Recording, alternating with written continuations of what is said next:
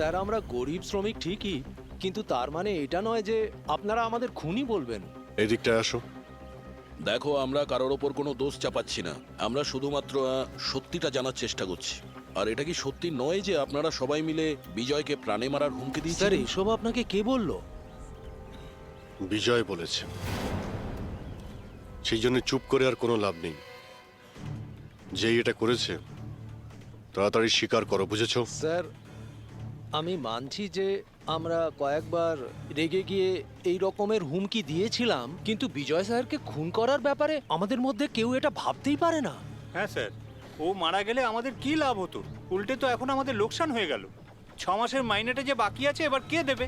ও, তার মানে আপনারা বিজয়বাবুর ওপরে এই কারণেই রেগেছিলেন যে গত 6 মাস ধরে ও আপনাদের মাইনে দেয়নি? হ্যাঁ হ্যাঁ স্যার, বেশ কয়েক মাস ধরে আমরা ধার দেনা করেই সংসার চালাচ্ছিলাম। 2 মাস ধরে বাচ্চাদের স্কুলের ফিস জমা দিতে পারিনি।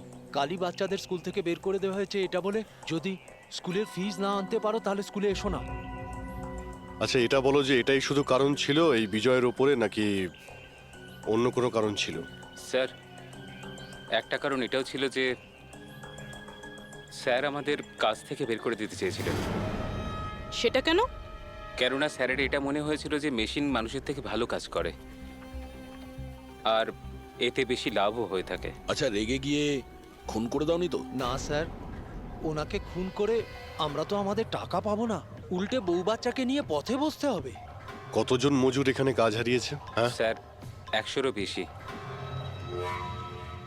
100-র ওপরে লোকের বাড়ির উনুন নিভে গেছে শুধুমাত্র এই বিজয়ের জন্য। তার মানে 100 জনের মধ্যে যে কেউ হতে পারে যে বিজয়কে খুন করেছে। খোঁজ নিতে হবে সমস্ত মজুরদের ব্যাপারে, কে কে কোথায় ছিল কাল রাতে। হ্যাঁ প্যাট্রিক, কিছু জানতে পেরেছো শ্রমিকদের ব্যাপারে? কোথায় ছিল বিজয়ের খুনের সময়? স্যার এখনো অবধি সব কটার খবর পাইনি স্যার, প্রসেস চলছে। স্যার, হ্যাঁ পুরবি, স্যার এমন একটা কথা জানতে পেরেছি যেটার বিজয়ের মৃত্যুর সাথে যোগাযোগ থাকতে পারে। কি বলো তাড়াতাড়ি। স্যার এই দেখুন, ধরে নিতে পারেন মৃত্যুর কিছুক্ষণ আগেই রাত 12টা 9 সময় বিজয় ওর অ্যাকাউন্ট থেকে কাউকে 50 কোটি ট্রান্সফার করেছিল। 50 কোটি টাকা? এত বড় অ্যামাউন্ট কার কার নামে ট্রান্সফার করা হয়েছে? পানামাতে কোনো অ্যাকাউন্ট আছে, কার এটা জানা নেই। খুনি নিশ্চয়ই এই ট্রানজাকশন জোর করে করিয়েছিল বিজয়কে প্রেসার দিয়ে। গত 6 মাস ধরে শ্রমিকদের মাইনে দেয়নি আর রাতারাতি 50 কোটি টাকা ট্রান্সফার করে দিয়েছে। আচ্ছা, ওই ওয়ার্কারদের মধ্যে কেউ নয় তো? না না না পঙ্কজ, কোনো গরিব শ্রমিক এত সিকিউরিটি লাগানো বাড়িতে পানামার মতন ব্যাংকে মানি ট্রান্সফার করবে? না, এটা আমি বিশ্বাস করি না।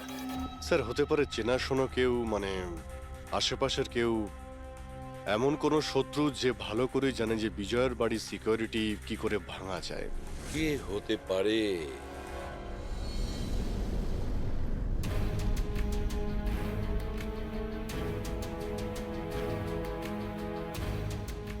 জ্যাকলিন,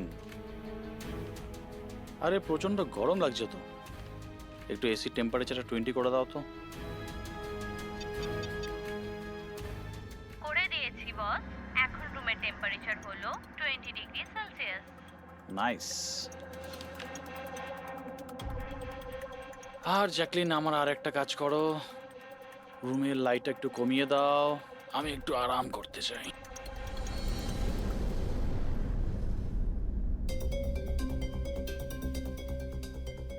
আরে জ্যাকলিন, আরে তোমার মনে আছে না কাল আমার দুবাইতে মিটিং আছে? ইয়েস বস, মিটিং এর সমস্ত প্রস্তুতি হয়ে গেছে। আচ্ছা এটা বলো তো, কালকে দুবাইয়ের টেম্পারেচার কেমন থাকবে? এমনিতে তো কাল দুবাইয়ের টেম্পারেচার 21 ডিগ্রি সেলসিয়াস, কিন্তু বস আপনার টেম্পারেচার কিন্তু বরফের থেকেও বেশি ঠান্ডা থাকবে। তার মানে? তার মানে বস, মৃতদেহের টেম্পারেচার ঠান্ডাই থাকে। কি? মনে হচ্ছে তোমার সফটওয়্যারের মধ্যে কোনো সমস্যা হয়েছে। এটা কি ধরনের মজা? এটা মজার কথা না বস, এটা সত্যিই হতে চলেছে। বস, আপনার কোনো শেষ ইচ্ছে? চুপ করো, কি বাজে কথা বলছো? কে কে? কে? বাইরে এসো। বস, আমরা দুজন ছাড়া এখানে আর কেউই নেই। তাছাড়া আপনি আমার সঙ্গ পছন্দ করেন, তাই তো? আরে চুপ করো।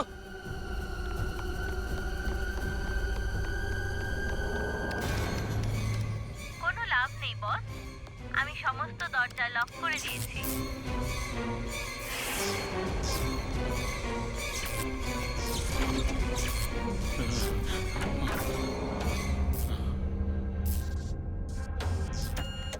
বস, আপনি ভিতরে কেন চলে গেলেন? আসুন, বাইরে আসুন। কে তুমি?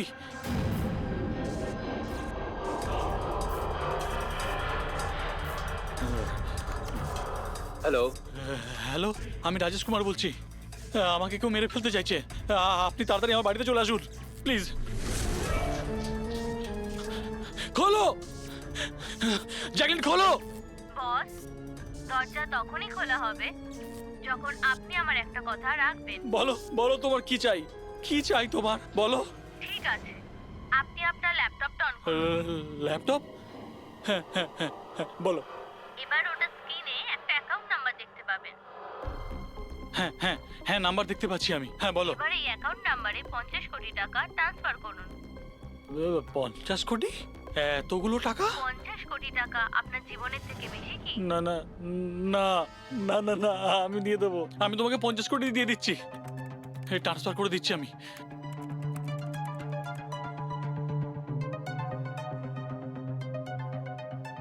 দেখো, এই অ্যাকাউন্টে 50 কোটি টাকা আমি ট্রান্সফার করে দিয়েছি। দেখো, এবার আমাকে যেতে দাও। ঠিক আছে বস, এবার আপনি যেতে পারেন। দরজা খোলা আছে। আরে আরে বাহ, দরজা খোলা আছে।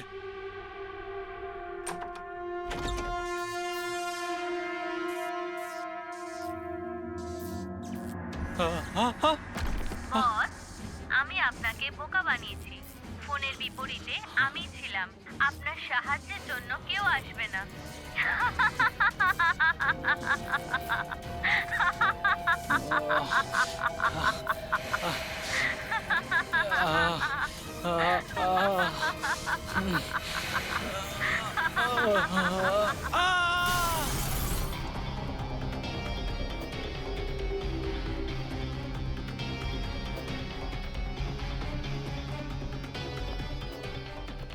স্যার, এই ঝাড়বাতির হুক তো একদম ঠিক আছে।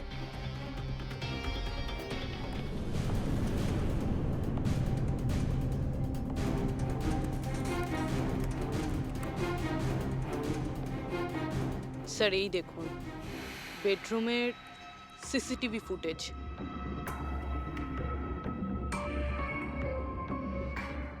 মনে হচ্ছে কারো হাত থেকে বাঁচার জন্য ও ওই রুমে যায় আর ভিতর থেকে দরজাটা লক করে দেয়। একবারে এই রাজেশের ওয়াইফের সঙ্গে কথা বলা যাক।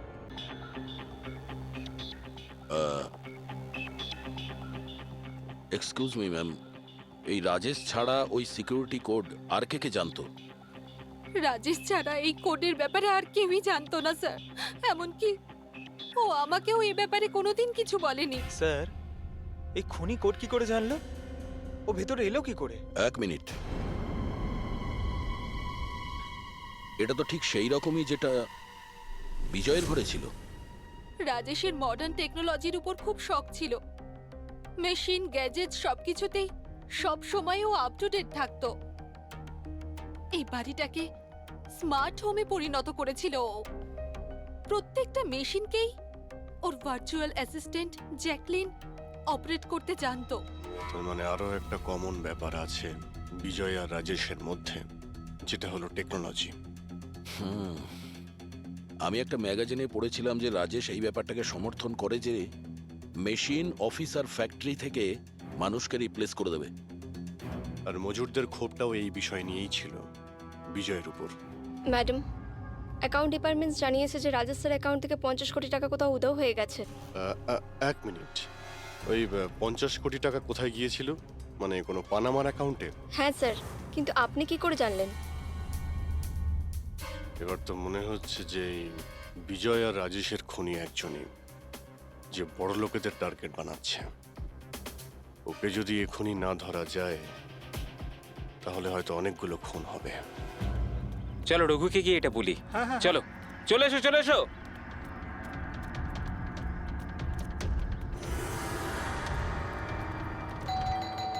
আরে রঘুদা দরজা খোলো। আরে রঘুদা, রঘুদা দরজাটা খোলো দরজা না। খোলো, রঘুদা দরজা খোলো। রঘু ভাই,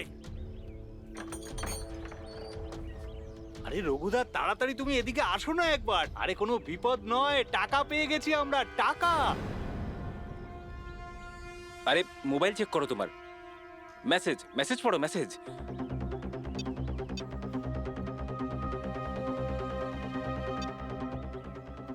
নয়, টাকা পেয়ে গেছি আমরা, টাকা। মানে আরে মোবাইলটা চেক করো তোমার। 10 লাখ টাকা এসেছে আমার অ্যাকাউন্টে, কিন্তু কোথা থেকে? এই যে আমার অ্যাকাউন্টে কেউ 10 লাখ টাকা দিয়েছে? শুধু তোমার অ্যাকাউন্টেই নয় দাদা, আমাদের সবার অ্যাকাউন্টেই 10 লাখ টাকা ঢুকেছে। 10 লাখ। রঘুদা আমরা তো বড় লোক হয়ে গেলাম, এবার না জীবনের সব স্বপ্ন পূরণ করব আমরা। আমি তো ঠিক করেই নিয়েছি দাদা, একটা দামি গাড়ি কিনবো। আমি আমার বউকে নিয়ে বিদেশে যেতে চাই, ব্যাস। এক মিনিট, অত লাফানোর মতো কিছু হয়নি। এতগুলো টাকা আমাদের অ্যাকাউন্টে এলো কি করে? আরে কি যায় আসে, যেখান থেকে হোক এসেছে। আমার ব্যাপারটা সুবিধের লাগছে না। আমার মনে হয় যে সিআইডি কে ফোন করা উচিত। কথায় আছে না, ওপরওয়ালা যখনই দেয় 2 হাত ভরে দেয়। এমনটাই হয়েছে বারোলিয়ায় অবস্থিত বস্তিতে থাকা কিছু শ্রমিকদের সাথে।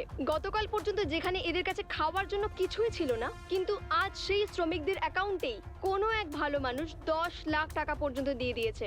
কিন্তু টাকাটা কোথা থেকে এসেছে, কে দিয়েছে, সেটা এখনো সঠিকভাবে কিছু বলা যাচ্ছে না। এবার আমরা চোখ রাখবো পরবর্তী বিশেষ খবরে।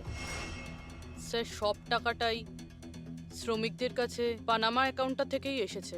যা বাবা, 10 লক্ষ টাকা! সে যেই হোক, সে প্রথমে বিজয় আর রাজেশকে খুন করেছে, আর তারপরে ওদেরই টাকা, মানে বিজয় আর রাজেশের টাকা গরিবদের কাছে বিলিয়ে দিয়েছে। কিন্তু স্যার এই যেই হোক, এই উদারমনস্ক খুনি এইরকম টাইট সিকিউরিটির বাড়িতে ঢুকলো কি করে? দয়া, তুমি একটা ব্যাপার নোটিস করেছো? এই বিজয় আর রাজেশ দুজনেরই টাইট সিকিউরিটিতে ঘেরা বাড়ি আর্টিফিশিয়াল ইন্টেলিজেন্সে চলতো। আর দুজনের বাড়িতেই একই ভার্চুয়াল অ্যাসিস্ট্যান্ট ছিল, জ্যাকলিন। হ্যাঁ স্যার, তো হতে পারে যে এই ধূর্ত খুনি এই আর্টিফিশিয়াল ইন্টেলিজেন্সকে হ্যাক করেছিল, আর এই জ্যাকলিনকে ওর মালিকের বিরুদ্ধে প্রোগ্রাম করেছিল। হতে পারে। আচ্ছা, ওই জ্যাকলিন আর ওই সফটওয়্যার কোন কোম্পানির? স্যার খুব বিখ্যাত কোম্পানি বিওটি টেকনোলজিসের মালিক মিস্টার অরবিন্দ। এই জ্যাকলিন উনিই বের করেছেন। I see. তাহলে ওই জ্যাকলিনের পিছনে অরবিন্দ আছে। অরবিন্দ। এরপরে কোনো এক্সকিউজ কিন্তু আমি শুনবো না। প্লিজ তোমরা কাজের প্রতি সিরিয়াস হও। মিস্টার অরবিন্দ, হ্যাঁ আমরা সিআইডি থেকে আসছি, আপনার কাছে কিছু প্রশ্ন জিজ্ঞাসা করব। সরি, এই সময় আমি একটু বিজি আছি। কালকে সন্ধেবেলা আপনারা আসুন। মিস্টার অরবিন্দ, বেশি ওভার স্মার্ট হওয়ার একদমই চেষ্টা করবেন না। দুটো খুন হয়েছে, ভাগ্য ভালো যে আমরা এখানে কথা বলতে এসেছি। এরপর জিজ্ঞাসাবাদ কিন্তু সিআইডি ব্যুরোতেও হতে পারে, কথাটা বুঝতে পারলেন? আপনারা আসুন না, বসুন না। কি নেবেন, চা কফি? এই এখানে দাঁড়িয়ে আছো কেন? যাও চা কফি নিয়ে ভার্চুয়াল এসো। অ্যাসিস্ট্যান্ট জ্যাকলিন, যেটা আর্টিফিশিয়াল ইন্টেলিজেন্স দিয়ে চলে, আপনি বানিয়েছেন? হ্যাঁ, আমিই বানিয়েছি। আর এই ক্রিয়েশনটা নিয়ে আমি খুব প্রাউড ফিল করছি। ইনফ্যাক্ট আমি তো এটাই বলবো যে আপনারা সিআইডির লোকেরাও এই পুরনো ব্যুরো সরিয়ে স্মার্ট ব্যুরো বানিয়ে নিন, আর আপনাদের এই কিছু অফিসারকে সরিয়ে দিন। হ্যাঁ, আর আপনাদের যত এই মার্ডার কেসেস আছে সেগুলো সফটওয়্যার দিয়ে সলভ করুন, তাই না? তোমার মনে হচ্ছে যে এই সফটওয়্যার দিয়ে মার্ডার কেস খুব সহজেই সলভ হয়ে যাবে? নিশ্চয়ই। তাহলে তো এটাও হতে পারে যে এই সফটওয়্যারের সাহায্যে কেউ খুনও করতে পারে, তাই তো? আমি কিছু বুঝতে পারছি না। তোমার অনেক ক্লায়েন্ট তো ইউজ করে না এই ভার্চুয়াল টেকনোলজি, হ্যাঁ, ভার্চুয়াল অ্যাসিস্ট্যান্ট। তাহলে এটা কি সম্ভব নয় যে ওটাকে হ্যাক করা যায়, আর হ্যাক করার পরে এই ভার্চুয়াল অ্যাসিস্ট্যান্টকে দিয়ে নিজের মালিককে মেরে দেওয়া যায়? যেই টেকনিকটা ব্যবহার করে আমি জ্যাকলিনকে বানিয়েছি সেটা হ্যাক করা ইম্পসিবল। যদি আপনার টেকনিক এতটাই ফুল প্রুফ হয়, তাহলে ওদের স্মার্ট হোমের যতগুলো গ্যাজেট আর যতগুলো সিস্টেম, সেগুলো হ্যাক কি করে করলো? স্যার, আমার মনে হচ্ছে ওই লোকেরা সেটিংটাই কিছু করেছে, নইলে আমার এই টেকনোলজি তো একদম ফুল প্রুফ। যতটাই ফুল প্রুফ হোক বা সিকিউর, এই যে হ্যাকাররা থাকে না, ওদের কিন্তু বেশিক্ষণ লাগে না এগুলো হ্যাক করতে।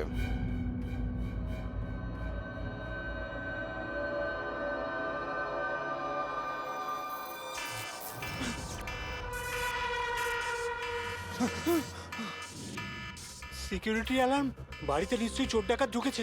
কি কি করি এবার? হ্যাঁ,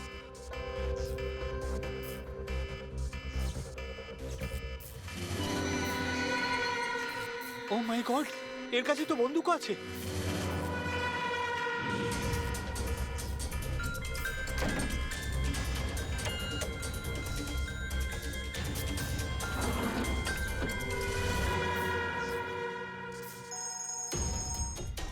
হ্যালো, কি?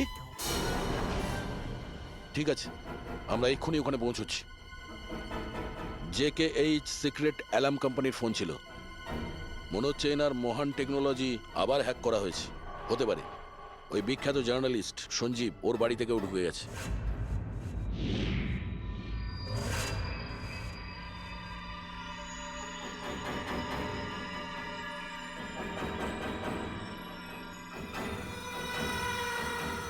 এই তো আমার দিকে এগিয়ে আসছে দেখছি।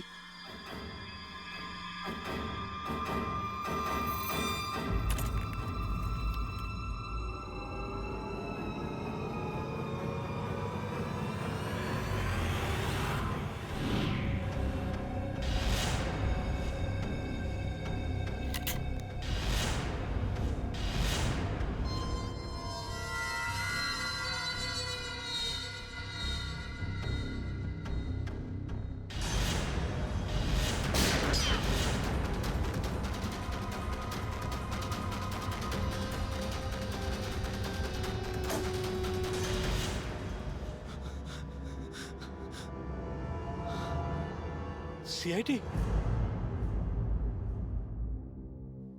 সরি স্যার, আমায় ক্ষমা করবেন। আমার মনে হয়েছিল যে আপনারা ওই খুনিরই সঙ্গী যে এই বাড়িতে ঢুকেছে। কিন্তু থ্যাংক ইউ ভেরি মাচ, আপনারা চলে এসেছেন তাই জন্য আমি বেঁচে গেলাম। না হলে ও তো আমাকে মেরেই ফেলতো। কে মেরে ফেলতো? এখানে তো কেউই নেই।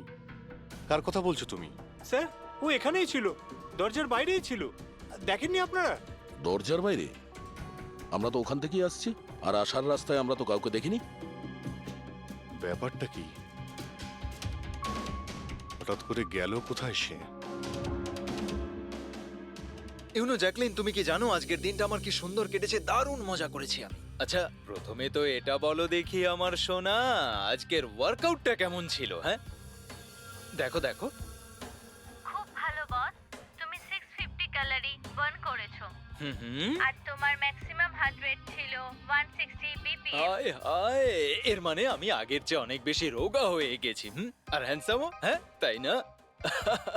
হ্যাঁ বস, তোমাকে আগের থেকে অনেক বেশি ইয়াং লাগছে। আচ্ছা, ইউ নটি গার্ল জ্যাকলিন। এবার এবার আমি এটাকে নিয়ে মাইক্রোওয়েভে রেখে দেই। আমার সোনা, এটাকে এবার অন করে দাও। আচ্ছা, এবার এটা তো বলো আমার কালকের শিডিউল কি? বস, কালকে তো তোমার কোনো মিটিং নেই। কি বলছো তুমি? কিন্তু আগামীকাল তো আমার খুব বিজি থাকার কথা। তুমি ভালো করে চেক করো তো। করে নিয়েছি বস, কালকে তোমার কোনো মিটিং নেই, কারণ আজকের দিনটাই হলো তোমার জীবনের শেষ দিন।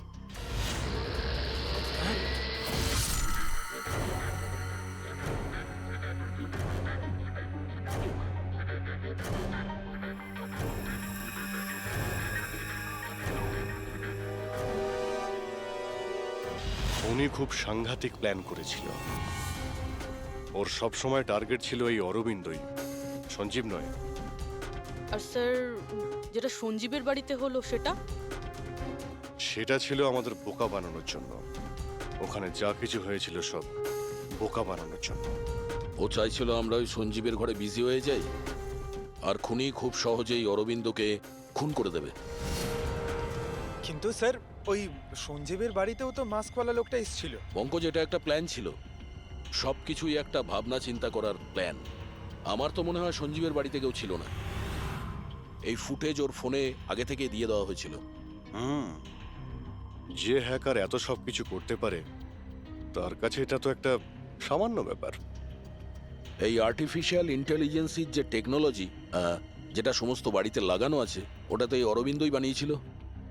আর যদি কেউ অরবিন্দর বানানো টেকনোলজিকে হ্যাক করে তাহলে নিশ্চয়ই কোনো ও নিশ্চয়ই অরবিন্দর জন্য কাজ করে স্যার, কারণ এটা বাইরের লোকের পক্ষে সম্ভব নয়। তাহলে খোঁজ নিতে হবে অরবিন্দর কোম্পানিতে এমন কোন কোন লোক আছে যারা অরবিন্দর মতোই বুদ্ধিমান আর ওর মতো ইন্টেলিজেন্টও। অরবিন্দকে খুন করেছে এদের মধ্যে যেই হোক না কেন, সে নিশ্চয়ই এই আর্টিফিশিয়াল টেকনিকের ব্যাপারে খুব ভালোভাবেই জানতো। কিন্তু সে কে হতে পারে? স্যার, দুজন আছে যারা মোটামুটি অরবিন্দের মতো টেকনোলজিটা জানে। এক তো এই আমান, যাকে অরবিন্দই জিনিয়াস বলতো। আর স্যার দ্বিতীয়জন হলো এই রাহুল। একে অরবিন্দ রাইভাল কোম্পানি থেকে নিয়ে এসেছিল যাতে ওর টেকনিক সবার থেকে ভালো এবং শক্তিশালী হয়। আর যত ধনী ব্যক্তি আছে অরবিন্দর সবার বাড়িতেই এই সিস্টেম এই রাহুলই ইনস্টল করেছিল। তাহলে এই খুনি কোনো বড় লোককে টার্গেট করার আগে আমাদের ওর থেকে এক ধাপ এগিয়ে থাকতে হবে। স্যার আমার মনে হয় খুনির পরের টার্গেট মেঘনা হতে পারে। মেঘনা? হ্যাঁ স্যার, এই মিস্টার অরবিন্দের অনেক পুরনো ক্লায়েন্ট, বড় লোক, আর আর্টিফিশিয়াল ইন্টেলিজেন্ট টেকনোলজির অনেক বড় সাপোর্ট।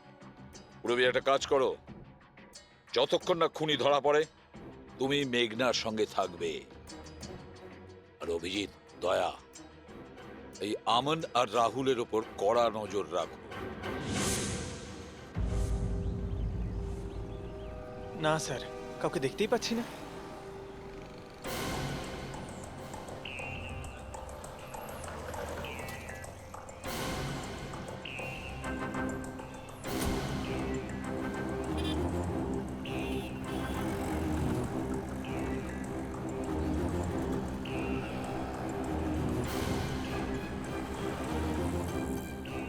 স্যার, রাহুল।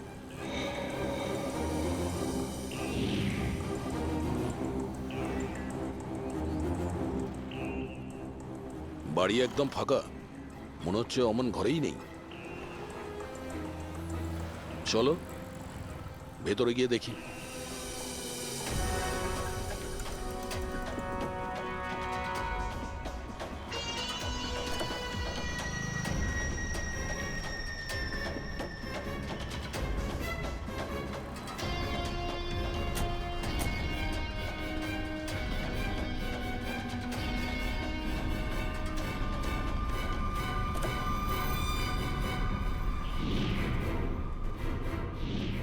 রাহুল, তাহলে তুমি ওকে সাহায্য করেছিলে দাদাকে খুন করার জন্য?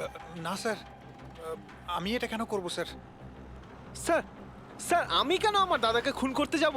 আচ্ছা, তাহলে এখানে এত ভাইটাল মিটিং কিসের হচ্ছিল? স্যার অ্যাকচুয়ালি ব্যাপারটা হচ্ছে, অরবিন্দ স্যারের মৃত্যুর পর আমি ওনার কোম্পানিতে কাজ করতে চাইছিলাম না, তাই ও আমাকে অফার দিচ্ছিল ওর কোম্পানিতে কাজ করার জন্য।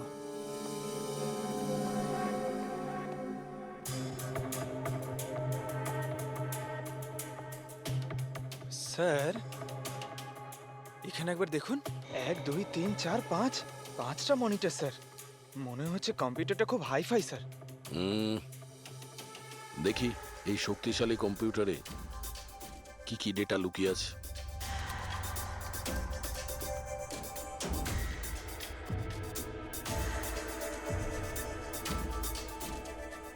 এর মধ্যে তো বিজয় আর রাজেশের ব্যাংক অ্যাকাউন্টের ডিটেলস আছে। এই সব খুন ওই করেছে স্যার।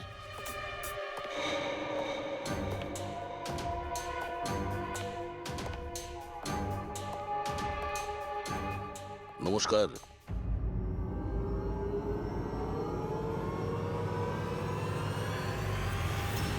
স্যার, আমার তো মনে হয় কেউ এটাই চায় যে ফাইলটা আমার কম্পিউটারে পাওয়া যাক, আর আপনারা আমাকেই সন্দেহ করে। তোমার কারোর উপর সন্দেহ হয়? কে করতে পারে এটা? স্যার জানি না, কিন্তু আমার মনে হচ্ছে স্যার, যদি অরবিন্দ স্যারের কম্পিউটার হ্যাক হয়ে থাকে তাহলে পৃথিবীর যে কোনো কম্পিউটারে হ্যাক হতে পারে, কারণ ওনার কম্পিউটার কোনো নেটওয়ার্কের সাথেই কানেক্টেড নয়। তার মানে অরবিন্দ বাবুর কম্পিউটার যেই হ্যাক করুক সে সেই সময় ওখানে উপস্থিত ছিল, তাই তো? ইয়েস স্যার, কিন্তু বুঝতে পারছি না, অরবিন্দ স্যারের পার্সোনাল অফিসে যাওয়ার পারমিশন কারোরই ছিল না, এমনকি আমি নিজেও সেখানে কখনো যাইনি। আচ্ছা, তাহলে কেউ তো হবে যার পারমিশন ছিল অরবিন্দর অফিসে যাওয়ার।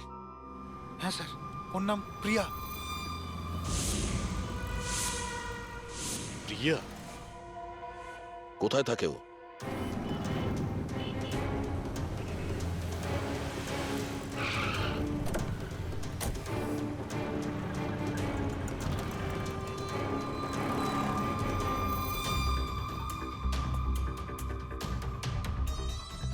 প্রিয়া?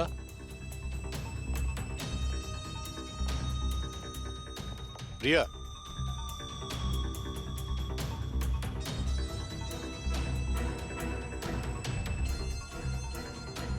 প্রিয়া? প্রিয়া? এখানে তো কেউই নেই। প্রিয়া?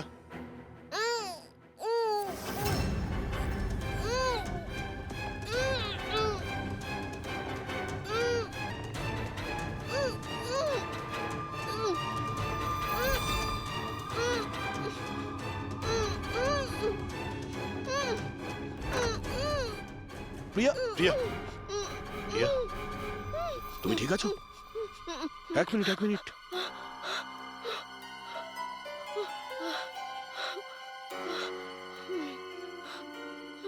কে কে করেছে এইসব? হ্যাঁ,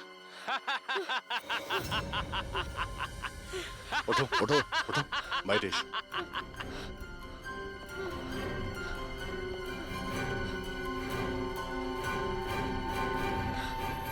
কে?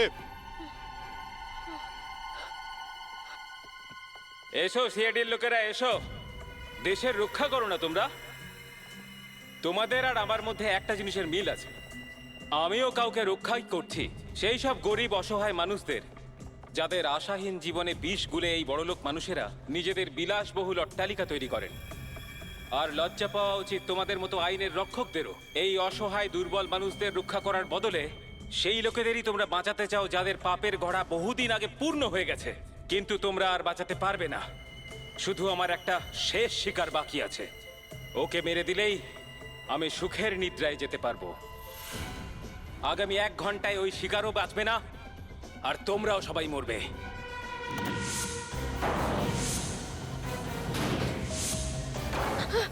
আরে এসব কি হচ্ছে?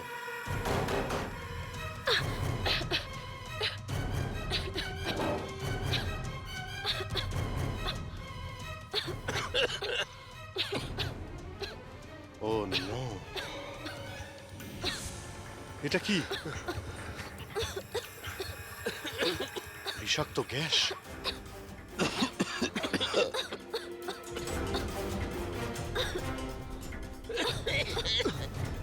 স্যার, পঙ্কজ,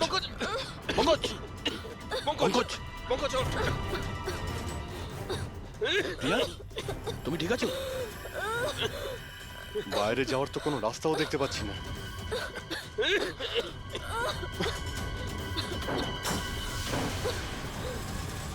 দরজা খোলো। সমস্ত দরজা অটোমেটিক মনে হচ্ছে। কিচেনে গিয়ে দেখো সিলিন্ডার আছে কিনা। বুঝে গেছি স্যার।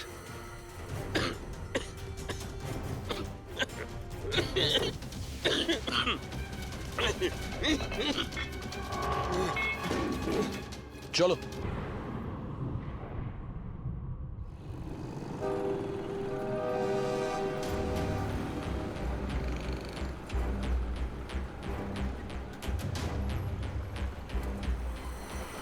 লিসেন এভরিওয়ান, তোমাদের সবার মনে আছে তো আমাদের কিন্তু এই অ্যাসাইনমেন্টটা মান্থ কমপ্লিট হওয়ার আগেই করতে হ্যাঁ হবে। মেঘনা ম্যাডাম। ওকে? কিসের আওয়াজ এটা? আরে এই আওয়াজটা কোথা থেকে আসছে?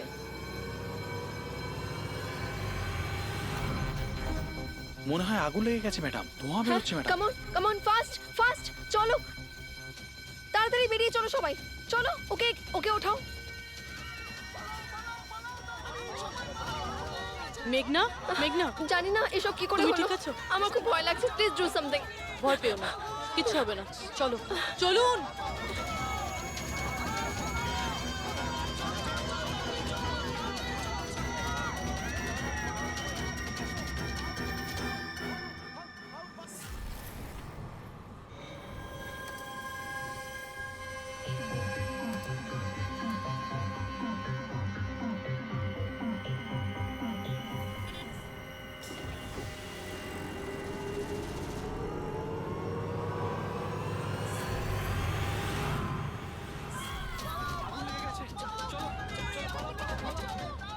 চলুন। মেঘনা, মেঘনা, সবাই সাবধানে এসো। মেঘনা, কেউ মেঘনাকে দেখেছো? না, দেখিনি।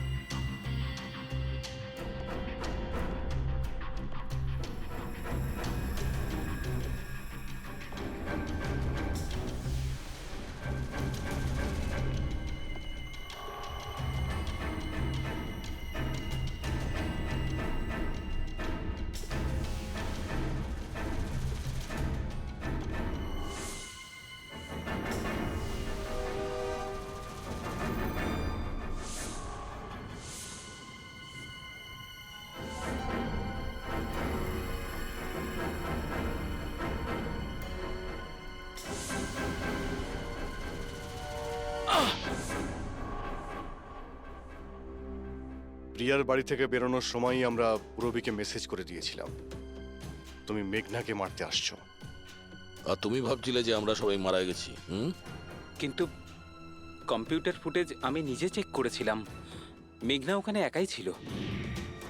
কিন্তু আপনারা যেভাবে তুমি সিকিউরিটি সিস্টেম হ্যাক করতে পারো আমরাও করতে পারি। তুমি নকল ফুটেজ দেখেছিলে, তোমার মিষ্টি আমরা তোমাকেই খাইয়েছি।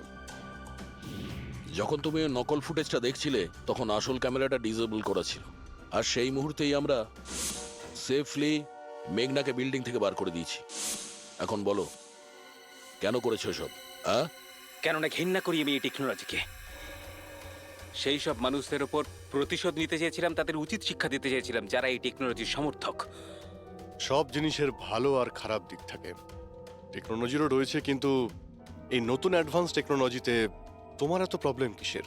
কেননা এই টেকনোলজি আমার বাবাই তৈরি করেছিল, অরবিন্দ নয়। এই জন্য এই টেকনোলজির ওপরে প্রথম অধিকার আমার বাবারই হওয়া উচিত। এমনকি জ্যাকলিনও আমার বাবারই আইডিয়া ছিল। অরবিন্দ জালিয়াতি করে সমস্ত ক্রেডিট নিয়ে নিয়েছিল। ওই লোকটার কারণেই আমাদের পরিবারকে এত দারিদ্র দেখতে হয়েছে। আমার বাবা আর থাকতে পারেননি, উনি আমার মাকে, আমার দুই বোনকে মেরে ফেলেছিলেন, তারপর নিজে সুইসাইড করে নেন। আমি স্কুলে গেছিলাম, হয়তো এই জন্যই বেঁচে যাই। তোমার সঙ্গে যেটা হয়েছে সেটা খুব খারাপ হয়েছে, সেটা হওয়া উচিত ছিল না। কিন্তু যদি তুমি তোমার এই তীক্ষ্ণ বুদ্ধিটাকে ঠিক জায়গায় ব্যবহার করতে, তাহলে হয়তো আজ গরিবদের জন্যে, সমাজের জন্যে তুমি কিছু ভালো করতে পারতে। কিন্তু যে রাস্তা তুমি বেছে নিয়েছো সেটা আলোর নয়, অন্ধকারের। এবার জেলের মধ্যে বসে তুমি অপেক্ষা করতে থাকো ফাঁসির অর্ডার আসার।